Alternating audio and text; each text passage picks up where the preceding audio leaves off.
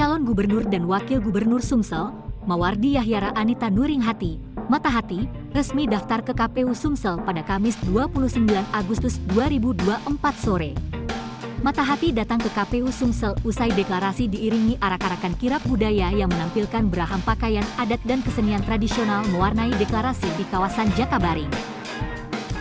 Mawardi Yahya mengatakan bahwa Matahati mengucapkan terima kasih untuk seluruh pendukung Matahati dari semua kalangan, baik relawan, parpol dan masyarakat Sumsel. Panglima Matahati Syahrial Usman juga tampak dalam barisan pendukung pasangan Matahati juga turut hadir di KPU Sumsel. Syahrial mengungkapkan tugasnya sebagai Panglima Perang Matahati pada Pilkada November 2024 mendatang akan berusaha mengabdikan diri untuk kemajuan Sumsel.